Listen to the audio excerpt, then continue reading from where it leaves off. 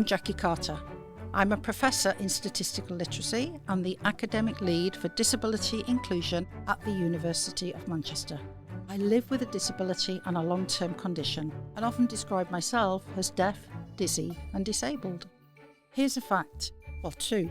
24% of the working age population in the UK has a disability. 80% of disabilities are hidden or invisible, as are mine. I started the Let's Talk Disability podcast series to provide a platform to raise awareness of what it means to be a disability inclusive university. The podcast is a series of conversations which I host on the lived and living experience of our colleagues and postgraduate students of being disabled or having a long-term condition. On each episode, I host two guests. One is a senior leader at the university, a person with influence and responsibility. The other is a member of staff or postgraduate student who is open to sharing their disability or long-term condition.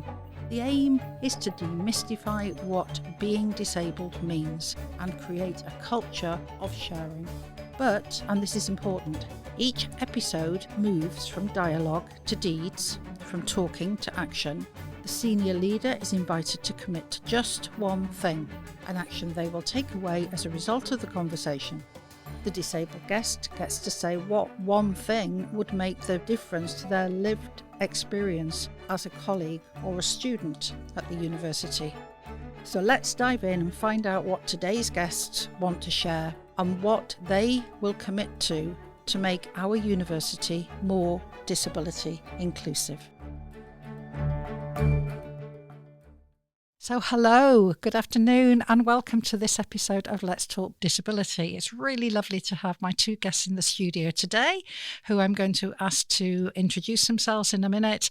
And just to remind the listeners that the reason I, Jackie Carter, am here introducing this podcast is because we have to have more conversations around disability inclusion at the University of Manchester, and we also need to move to action. So this episode, as are all the others, is really about opening up the conversation, normalising disability inclusion, but then moving to action to create the culture that we want our students to come to university to study in and our staff to work in.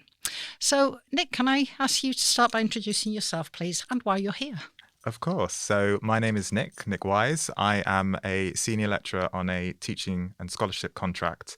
I'm actually split between the medical school and the Manchester Institute of Biotechnology. And I'm here because last year I was unfortunately diagnosed with multiple sclerosis after lots of tests and things like that. And I was 33 at the time, so I had sort of 3 decades of not experiencing a disability and then very sudden debilitating symptoms that do affect my day-to-day work. So I'm here to talk a bit about that. Thank you, Nick. But as we were saying earlier, just before we came on air, as it were, you've been involved in inclusive education for quite a long time. Quite a while, yes. Yeah, lovely. Sarah, over to you, and thank you so much within your first few weeks of being at the university of being a guest on the podcast. Well, thank you to you, Jackie. And I was saying to Nick as we were walking over, I like your style of approaching me before I've even started and asking me to come and join you on this podcast. So, yes, I'm Sarah Sharples. I'm the new Vice President and Dean of the Faculty of Science and Engineering. And I'm new to the University of Manchester. My most recent role was as Chief Scientific Advisor for the Department for Transport, but I've been a University of Nottingham academic and student for Oh, brilliant. Thank you so much. And somebody else who straddles worlds and really gets Absolutely. the need to work across sectors. So that's wonderful. Right. So where can we start? Nick, maybe it would be helpful if you sort of, given that we're talking about the lived and living experience of having a disability, and you've shared the disability that you've acquired. That's my terminology. You may choose not to call it that. So please, can you share with the listeners what you would like them to hear? Absolutely. So yeah, up until basically 2023, Christmas of 2023, I didn't really have any health issues and any problems with working and things like that. I then acquired quite a few neurological symptoms, particularly over that sort of Christmas, New Year period, and ended up in the emergency department. That's where they said, it's probably multiple sclerosis, but we have to do a diagnosis of exclusion. So you have to go through all these other tests. And I was finally diagnosed in May of 2024. And what I've found is that multiple sclerosis is basically a disease that causes your immune system to go places it's not supposed to be, like your central nervous system, and attack things that it's not supposed to attack. So mine, white blood cells were attacking the outside of my spinal cord. So if you imagine the spinal cord is like a wire or a phone charge cable, it's basically eating away at the outer layer that allows the signals to be conducted.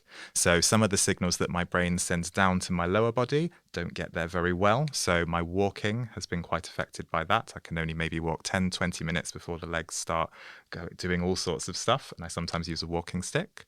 But also some of the signals that come from my lower body up to my brain are disrupted. So for example, both of my legs all the way down into my feet, I have altered sensation. It's a very strange feeling, but the way I normally describe it is both of my feet. You know when you've sat on your foot and it feels like there's no blood in it, and you try and walk and you're like, oh, when your foot touches the floor. Pins and needles. Yeah, that's both of my feet all of the time. And yeah, that's just to do with how the signals go. And then also another signal that doesn't work very well for my brain is the one to my bladder. So bit of biology background, when your bladder fills up to about 200 mils, there's an automatic response to empty it. You can override that by sending a signal down your spinal cord from your brain. That signal doesn't work for me. So I have been all sorts of places and my bladder has just opened. Thank you for sharing that. Nick, can I just ask you before we hand over to Sarah to ask you some questions? What is it about being on the podcast? You know, why did you decide to come on and share that? Okay, because it's quite a brave thing to do, to sort of share. You know, you've acquired this condition, okay, and now you're talking about it to people very openly. Why did you decide to do that? So for me, it's been a very big change in my life. As I said, you know, up until the age of about 33, I hadn't really had anything like this. And I have listened to this podcast, many episodes of it. It's been very helpful for me listening to you, Jackie, interviewing senior leaders and people with lived experience of disability. But I did notice that a lot of the people had had their disability quite a long time. Yes. And there was maybe an underrepresentation of those who were newly diagnosed or newly acquired a disability. So I thought it would be nice to come and talk about that while the change is still very big and very fresh in my mind. Okay, thank you very much. Sarah, I'm going to hand over to you, if I may. I mean, the first thing that strikes me is, Nick, I'm so pleased to have you as a colleague within the faculty and the university, because I can tell you're a brilliant teacher. I've sort of obviously been aware of the condition of multiple sclerosis for many, many years, but I've never actually heard it explained so clearly and eloquently. So thank you for helping me to understand a little bit more. Yes, here. I would agree. So I think one of the things I'm really interested in is obviously you'd previously been working at the university and suddenly things changed. And what were the things that you needed to change about your way of working? And were they things that you felt empowered to change individually? Or did you need maybe some help or support in changing the both the systems, the environment that you were based within to help you achieve your very best at work? That's a very good question. So at the beginning, when I was in the emergency department and I was told, you have a life-changing condition and we'll have to find out exactly which one it is, but it's probably multiple sclerosis, I reached out to my line managers and told them and said, I don't think it's going to affect my work necessarily now because I can do a lot of work from home, although obviously I have to come on campus to teach the students. But they were very supportive. They said, anything you need, just let us know. I also reached out to Jackie as the university academic lead for disability inclusion, and she was also very helpful.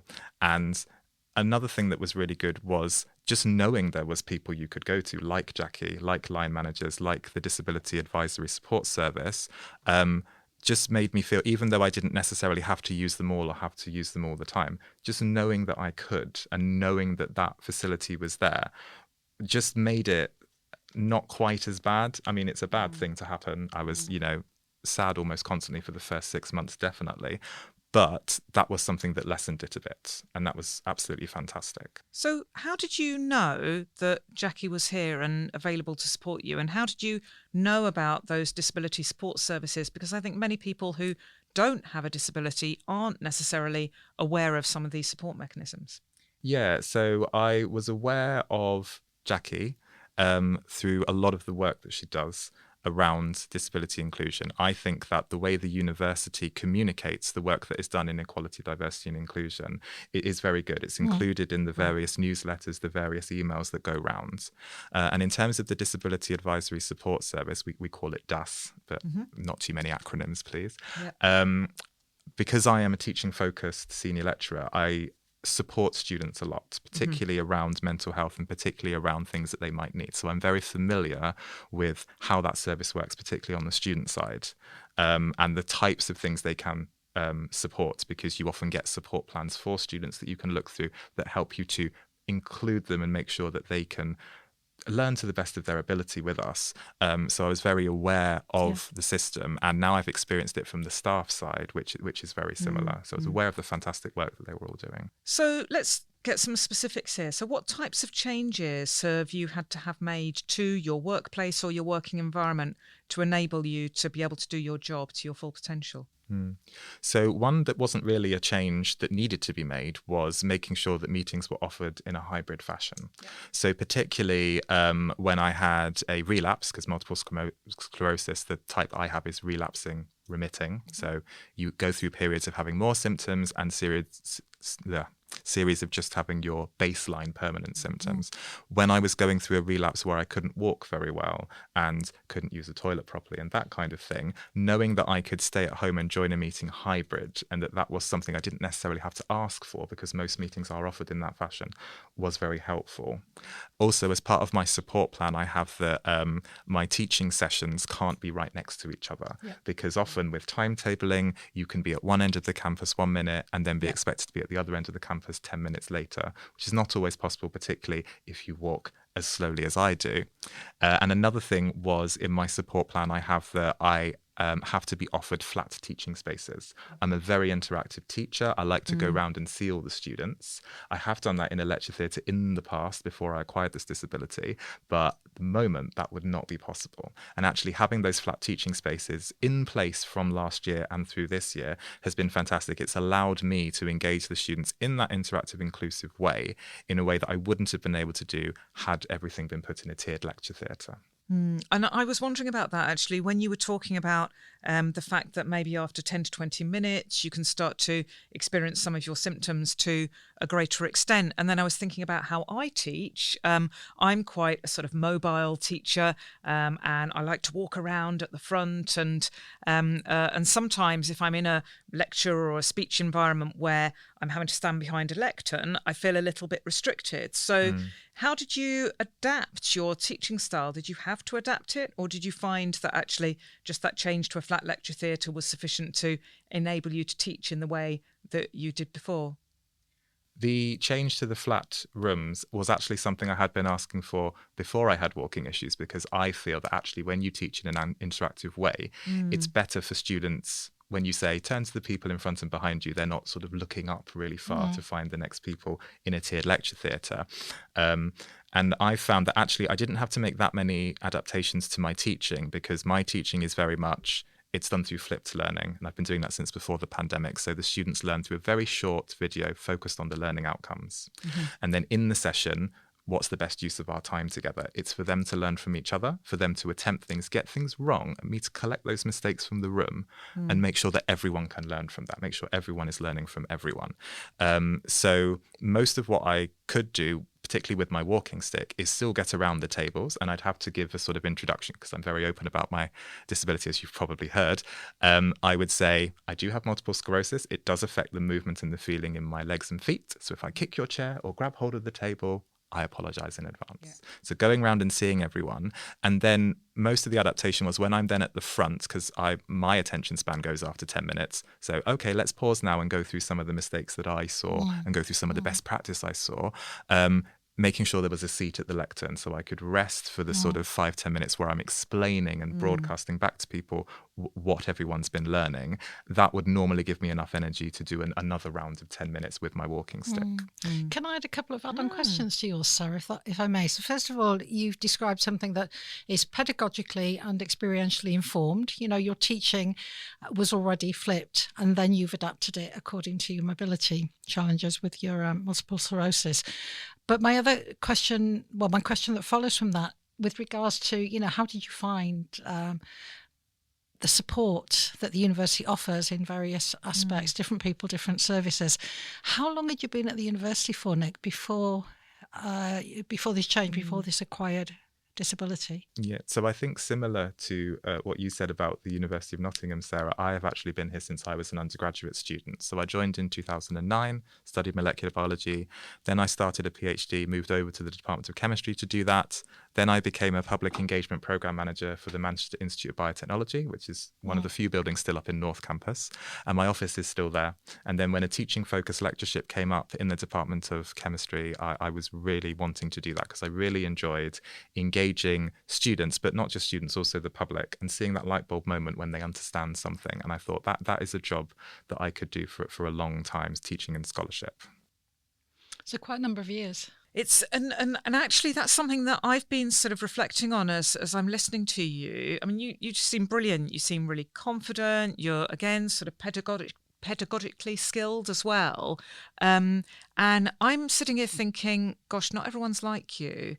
And what if someone who had less confidence or was maybe new to the university and therefore didn't have that sort of social capital within the environment to be able to seek out the support? How can someone like me make sure that if we have someone who's new to the university who is less confident about talking about their condition, less confident about talking to students about a disability, how can we help people like that?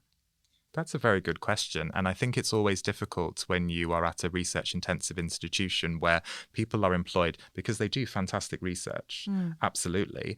And then when it's coming to the teaching side of things, they maybe have a little bit of less headspace about that. So in the Department of Chemistry, our teaching and scholarship lecturers actually do a lot of supporting the researchers. And we have in the Faculty of Science and Engineering teaching and learning enhancement leads in each area. And we also have programs for new academics. So I teach on the one in the other faculty, biology, medicine and health. And really what that's about is giving them the confidence to realize there are these evidence-informed things. Like if you were doing a research study, you would look at what people did before. You wouldn't jump in blind. The same can be said for teaching, but also helping people to realize that teaching is a personal thing. Just because something works for me and my students doesn't necessarily mean it will work for you and your students. And so giving people the sort of empowering them to be able to choose something that is pedagogically informed but works for them, their subject and their students. And I do think that sometimes it's easy when you are a new academic, you have probationary targets, maybe the research funding landscape is not fantastic sometimes, or publishing is a bit more difficult. It is much easier to lose that headspace. But what I find is when you do something pedagogically informed, like flipped learning, like interactivity, it actually cuts down your planning time because you're making the students do the work, which is better for them. And it's also less intense for you. I couldn't stand in front of a lecture and talk for an hour. I would get distracted. I would have to sit down, all sorts of stuff. So actually, there are dual benefits to a lot of these pedagogically informed things. So it's about giving people the networks and the support and knowing who to go to about things when they join.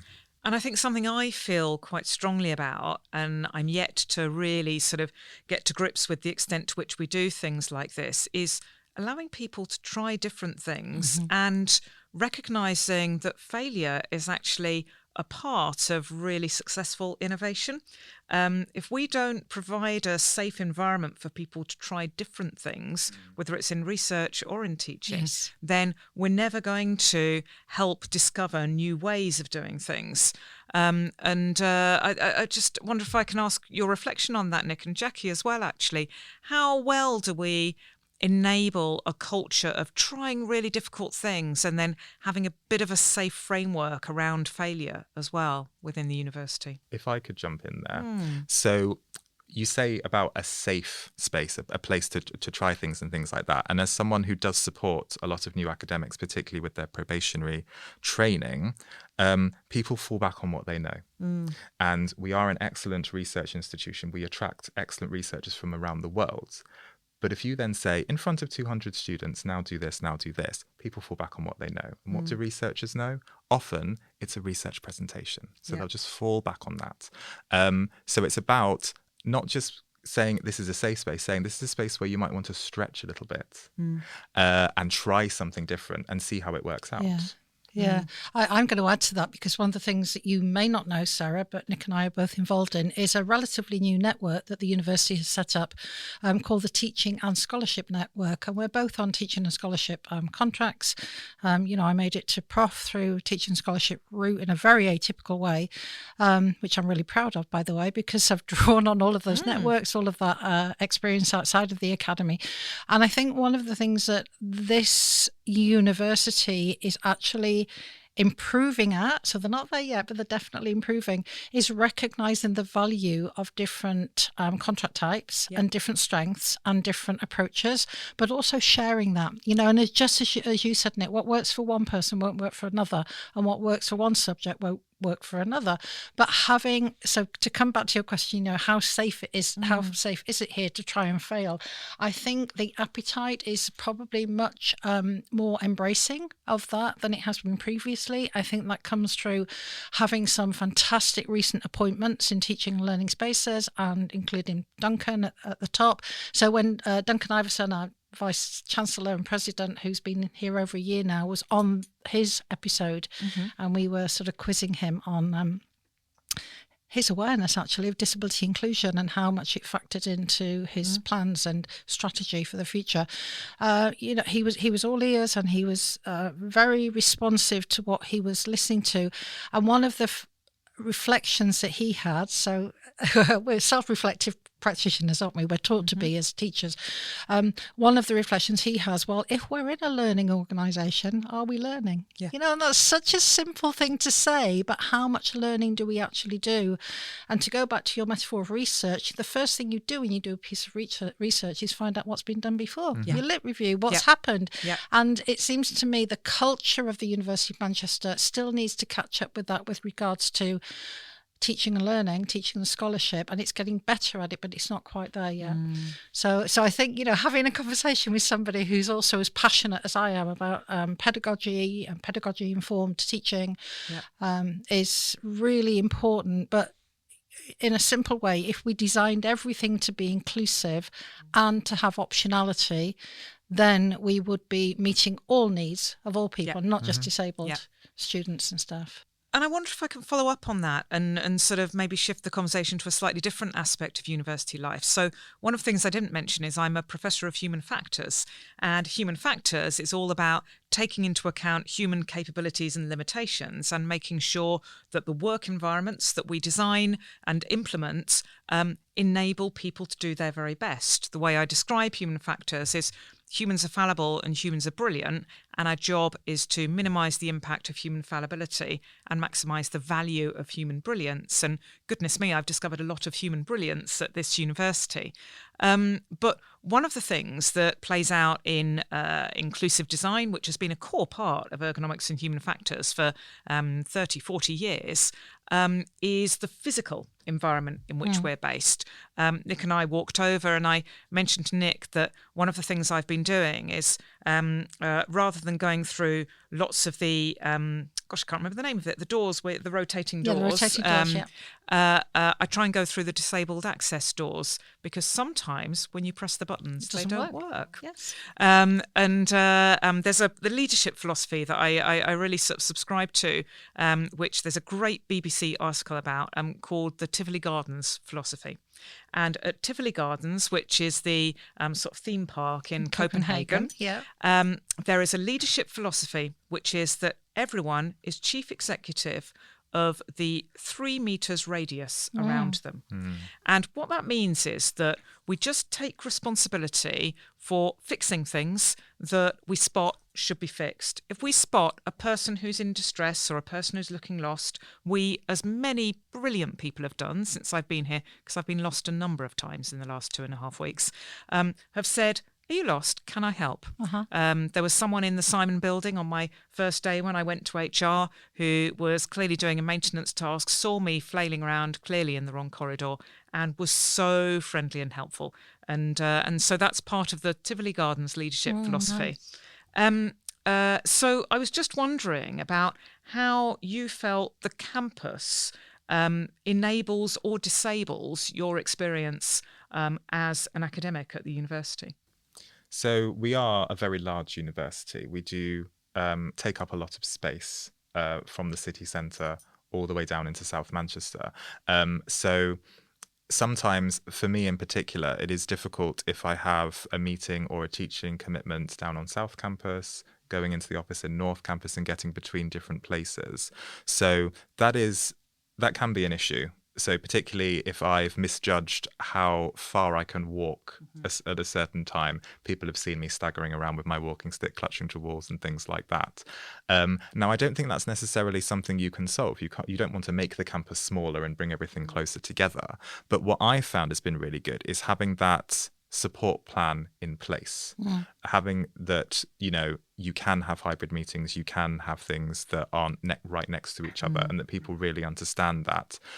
So I've found that that's been really enabling. But it's not just enabling. So I talk to students about this as well, particularly those who have support plans. And actually, it's not just the fact that you've made adjustments that help people do things. It's also the fact that because you have shown, I would like to make adjustments, we as a university would like to make adjustments, you are showing the students that you value their input, to the learning process, and that they bring something to the university. And I definitely felt like that. The support plan doesn't solve everything, it doesn't bring all the campus buildings together, but it shows, actually, Nick, we value what you bring to the university and we would like you to be able to do that. And I think that psychological benefit is almost greater than the physical benefit of having the adjustments, I would say. Yeah, and there's something that is just at the back of my mind as you give that example. So let's say I'm teaching a small group of students, and some of them, because of their disability, choose to engage online, and others are face-to-face. I think one of the things we need to make sure that we're being very conscious of is that we don't unintentionally disadvantage those who are online compared to those face-to-face. We know, we're here physically in a room, and so as well as having this conversation, we've got lots of non-verbal interaction, and we're sort of nodding and giving each other encouragement, which means a lot, doesn't it? Especially if you're anxious in a situation. And those cues can be sometimes a little bit more difficult to pick up when we're engaging online. Have you got any advice for how we can really make sure that that hybrid environment is as inclusive for all?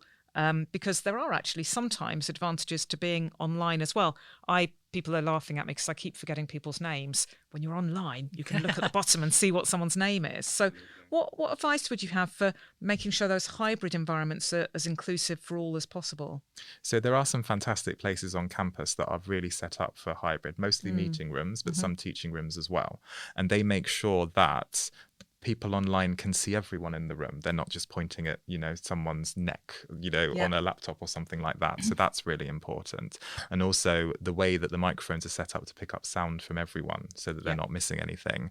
And also having that the people online are on a big screen where it can be seen if someone has their hand up, or it can be seen if someone's typing in the chat, and it's not overlaying with the presentation and things like that. So I think those things are really important. In terms of teaching, I can see how that might be more difficult. It's much easier to prioritize the people online or the people in the room. But there are some fantastic examples of team teaching at the university where you have more than one academic, or an academic with a teaching assistant. And I do think that leveraging that more collaborative teaching would be a fantastic way to enable that better. Yeah, I'm going to jump in because I've got some strong thoughts on this, and I'm really glad you focused in on teaching, and also the sort of ability to join in a meeting regardless of where you are for whatever reasons. And it's not just disabled, caring responsibilities and all sorts of other reasons why people might need to work from home, but can participate and be active in meetings. One of the things that exercises me as the EDI disability lead at the university is ensuring that our training for leadership is accessible to all. And there are some big question marks hanging over that, and we are addressing it because we haven't got it right. And we've tried hybrid. We've tried having hybrid training where people have the option, so staff and PGR students have the option to participate in the training that we commission in, actually, from a disabled-led CIC.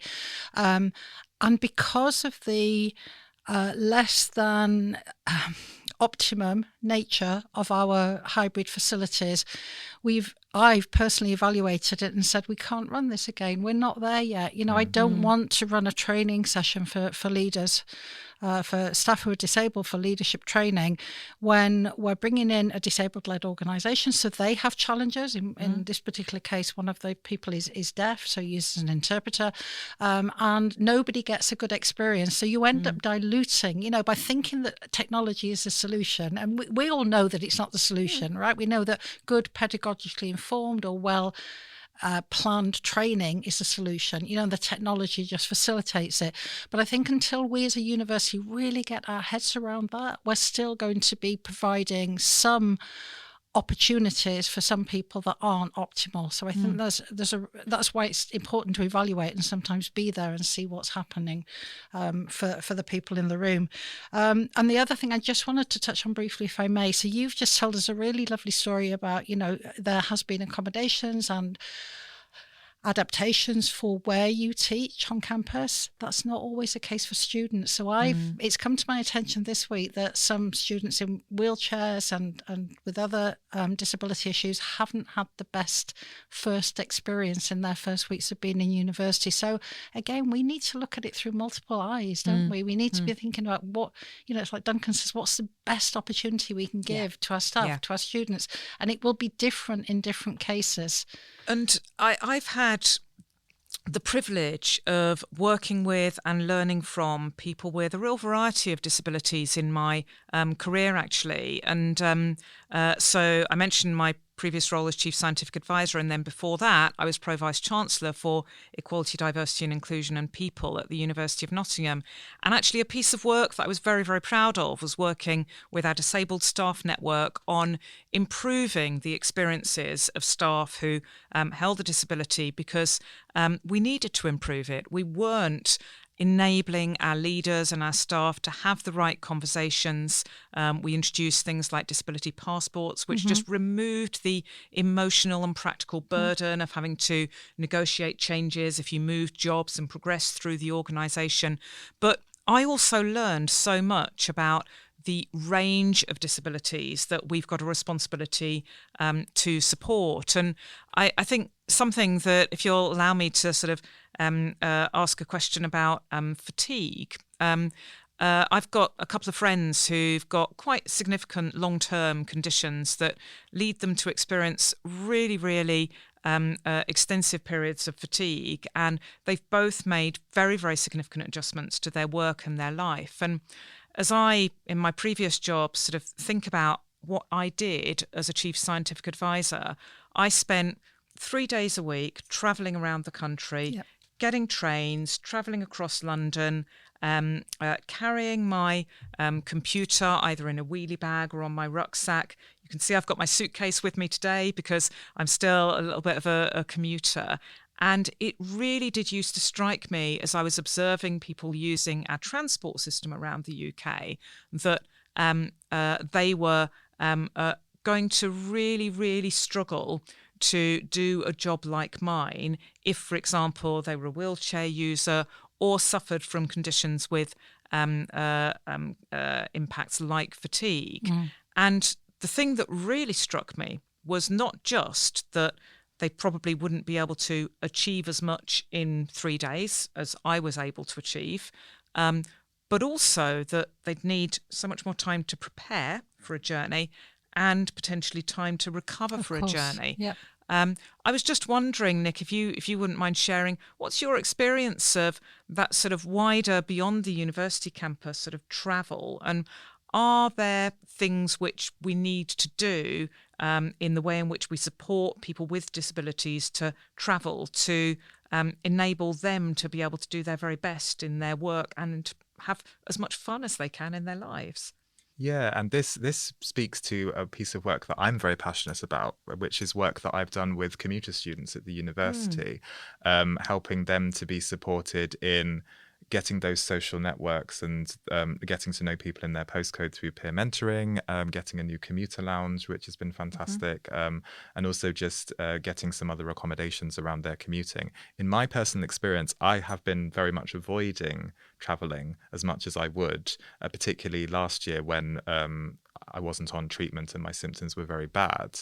And I'm still very uncomfortable traveling, but I'm getting a bit better at it. One thing that I found very useful is the B network in Manchester has provisions for people with a disability related to walking, and those things just make it so much better for me when I go to hospital appointments or medical appointments and things like that. And I've also, so for me personally, particularly because of bladder issues, I do need to have a bathroom available quite quickly. So I can only really travel by train. I can't really travel by tram or by bus for extended periods of time. Yeah, so I would say, it does limit me a bit. I haven't been travelling as much as I normally would, particularly outside of Manchester or to unfamiliar places. But for me, it's something that, I'll have to work on that. I'll have to think about how will I know where all the bathrooms are? How will I know where I can rest and where I can do things? Absolutely. But there's something we need to do as well. So I remember in certainly my previous roles when I was talking about how we help support people to progress through their academic careers. And of course, I'm now back in academia and thinking about this again. All too often, we resort to counting. And if you are able to rush around the country like I've been doing for the last 15 years, it turns out that there's more things on my CV because I've been able to do more things. And therefore, when it comes to being considered for promotion, my CV just looks longer than someone who maybe would have a disability that limits their ability to travel. So something I've been very, very passionate about, and I've yet to explore the promotion criteria here fully at Manchester, but focusing on quality, not quantity, I think is a really important mantra. We made a change at the University of Nottingham, which was we asked people to highlight their 5 best papers. And we didn't ask them how many papers they'd ever written. And actually what that meant was we read them. Yes. We actually learned quite a lot. And we got a really good insight into what the individual felt most communicated their best work. And I hope that it really made a difference in terms of levelling that particular playing field. But it really did make me aware of the systemic disadvantage that we do have towards those who might not be able to just cram as much into a day. What do we think academic excellence is, basically? And this speaks to something that Jackie and I are quite passionate about, which is the scholarship of teaching and learning. As people on teaching and scholarship contracts, often people will say, oh, well, scholarship is just looking like a researcher for teaching. So you're publishing papers, you're going to conferences and things like that. But actually, there are many ways in which you could contribute to some of our strategic drivers, like Teaching Excellence Framework, Access and Participation Plan, National Student Survey Scores, where you could actually be doing more of sharing your innovative practices within the university. And actually, if that leads towards some of these strategic drivers in a similar way to a 4-star paper leading towards a research excellence framework submission, then actually maybe that's something that should be rewarded equally compared to conferences and papers and things like that. I'm smiling broadly because there's a chapter in my forthcoming book about this, about knowledge, expanding the definition of knowledge exchange and thinking about it in the realms of what we're talking about. Sarah, I'm really happy to hear you say that because I think it is time for a shake-up, in the sector, not just at our university, in the sector more broadly. And one of the things, so I'm somebody who I cannot travel on my own because of my dizziness, my instability, my deafness. I can't go into airports because I can't hear. So if I travel abroad now, I have to have somebody accompany me. And the university, I have to say, through the Disability Advisory Support Service, have been very supportive in enabling me to have access to funds to take a carer who is sometimes somebody I know, like my husband or a colleague, along. But I just can no longer do what I was 5 years ago doing as a matter of course, flying over to Australia, going there for 6 weeks, doing conferences, writing papers and so on. And I think one of the things that I want to say on this podcast so that others hear it is that the university has funded, through Research England funding, a tranche of projects which are looking at, what have they called it? enhancing research culture. Yes. So as part of the Enhancing Research Culture program, we have a project that I'm the PI on currently, and we've got a small team that covers all 3 faculties in the university, called Realising Disability Inclusion for Early Career Researchers and PGRs. So what we're aiming to do with that project is to focus in on what are the challenges and barriers, but also what are the great things that people do. Don't forget, it's not all about challenges and barriers. There's an awful lot of incredible work that comes out of disabled colleagues and colleagues with long-term conditions of the type we've talked about. And one of the aspects of that project is a career enhancement fund. So because of the feedback we've got through the Disabled Staff Network and through colleagues and through other surveys like PRES, the Postgraduate Research Survey at the University of Manchester, we know some of the sticking points. Like if a person is sight impaired, and I've got somebody on one of these episodes talking about this, and they can't go out in the evening because they can't rely on the B network to get back safely to where they live. If they had access to a small fund that would allow them to get a taxi or an Uber back, then they would be more inclined to go. Or if somebody can't do that because they're fatigued at the end of the day, there are other ways for them to get involved. So it's often, as Fiona defines, just sweating the small stuff. Yeah. If we can figure out some of the blockers that might not be huge, Yep. and they're not always ramps. I mean, we need to say that, don't we? Because it's not always just about the physical environment. Yep. It's about the psychological safety and being able to turn up and then be included because of not being able to hear, in my case. So there's so much more we can do with actually relatively little investment. Oh, and some of the interventions require no investment. So you mentioned your hearing impairment. I now, if I'm in a meeting and there's a microphone being handed round for people to ask questions, if that person stands up and says, "Oh no, it's okay, I've got a loud voice," then I will say, "No, you Hearing need to loop. use Yes. a microphone Yes. because that's how hearing loops work." Yes. And I mean, first of all, people don't always realise that that's how hearing loops work. But it's taken quite a lot of confidence for me to now realise that as I am in a position of power, I must do that. And I must make sure that that person actually does wait for the microphone to come to them.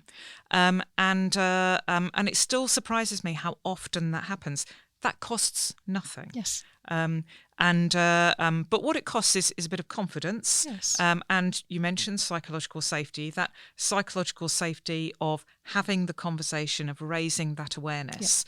And I think it's so important. But I will certainly make sure that I capture from Fiona what other small stuff we need to be thinking about, because Wonderful. You're right, these basic sort of safety and physiological barriers can often be addressed with a very, very small amount of investment. Yeah, fantastic. And one thing we didn't talk about earlier, just for your attention, is that for the first time this year, we had a quiet graduation ceremony. I saw that Yeah, online. wasn't that wonderful? Yeah, And that, yeah. again, has come out from student feedback, Yeah. from ensuring people who want to have an alternative way of celebrating their degree success can do that in a way that addresses their needs. It's about needs. It's about gathering needs and addressing the needs, okay? It And then is. doing that in a supportive way that everybody feels that they have a right to ask for it, and also the university will respond to that in a positive and supportive way. Yeah.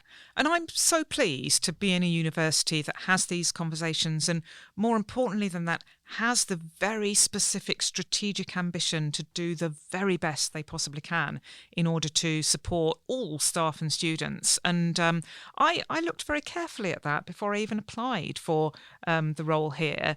And actually, Manchester's commitment to social responsibility, its pride in being a leader in social responsibility and all that entails, is something that attracted me to apply for the job in the first place. And I've been so reassured by the fact that it's not just words on a piece of paper, and actually is the lived experience of many people that I've spoken to. And actually, as I've been speaking to staff and students, as I've been on my many, many visits and conversations over the last 2.5 weeks, I've been really, really impressed by the sincerity and the reality of those words on paper in people's lived experiences and their reports of working and studying at the university. And that's fantastic.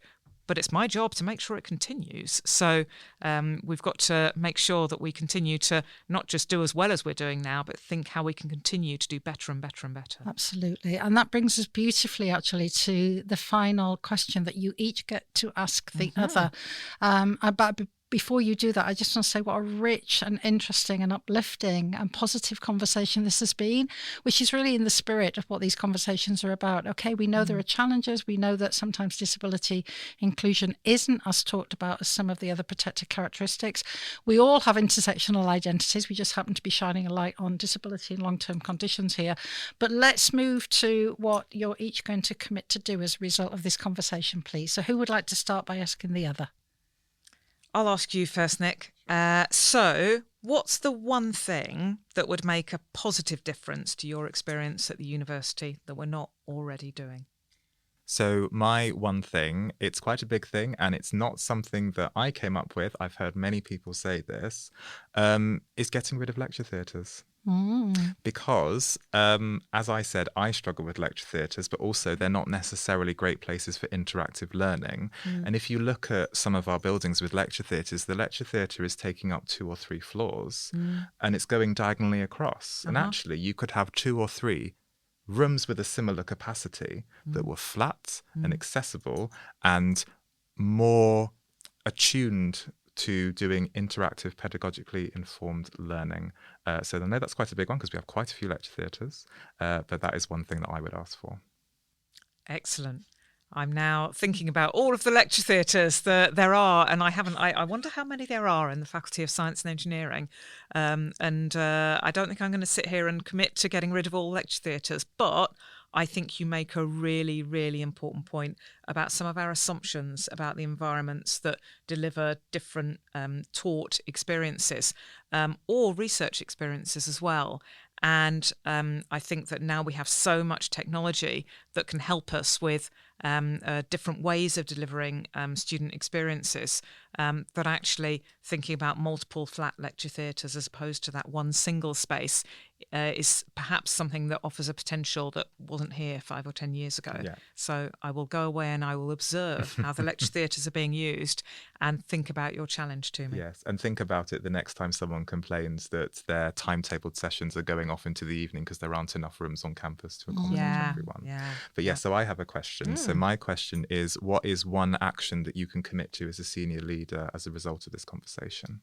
So it's really interesting because I knew this question was coming, and in my head, as each of you have been speaking, I've been thinking, I need to do this and I need to do this. So the first thing I'm going to commit to is I'm going to listen to some of the other podcasts, because I think I listened to one in my preparation for applying for the role, and I haven't yet taken the time to really get to grips with the full diversity of experiences that you've managed to capture, Jackie, on these podcasts. So that's a very easy thing for me to do as I am travelling around the country listening on my headphones.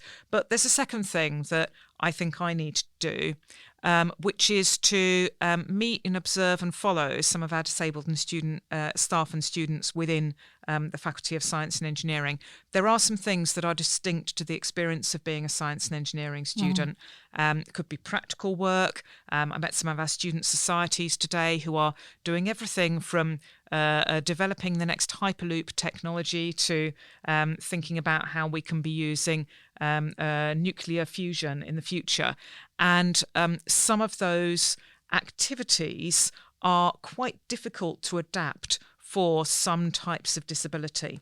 I know that my experiences in the past have been really informed by observing, speaking to, and learning from people who hold different types of disabilities. So my commitment to you is that I'm going to spend some time meeting our disabled staff and our disabled students, learn from them, hopefully if I get a chance to shadow them and just understand from them the reality of what it's like to be a student and a staff member in the faculty. And then we can think about what we can do next. That's fantastic. And you have some incredible colleagues to work alongside who are already committed to this space and are already designing programs of work and activities that you can tap into. And we've all got the new upcoming, soon to be released, is it next week? Manchester 2035 strategy, which is committing, 10 years in the future to having a much more inclusive environment to learn and study and work in. So I think we're all in a really good place. I just want to say again, thank you for being on the episode today. So it's been lovely to meet you. Nick, it's been really wonderful to hear you speak openly about some of what I knew, but not all. You've shared more information. And I always give my guests a final say. So is there anything that either of you would just like to finish off with so we can wrap up the episode with? I would say it's just been really nice to share. I always enjoy sharing stuff about my disability because I actually find it, for me personally, it leads to richer conversations with people. People reflect back on something that happened to them or something that they knew and things like that. I think it helps deepen connections. And I know that's not for everyone. Not everyone wants to share, but it's been really nice to share with both of you today. Thank you. Sarah? I'd just like to say thank you. I've talked a lot about the very warm welcome I've had already to the university, and you're right about the fantastic colleagues. We've got Lynn Bianchi and so many others in the faculty who I know will guide me as I continue in the leadership role. And I've realised one of the things that I have to do now. I'm the dean. So I used to be the agitator. I used to be the person who was telling the people in charge that they needed to do things differently and that actually they didn't understand and we needed to listen to a wider group of people. And I'm now that person. So I want to create a culture that enables those conversations to happen and for people to feel that they are able to speak to me and the other leaders within the faculty and within the university and be agitators, because we're a university and universities are about diversity.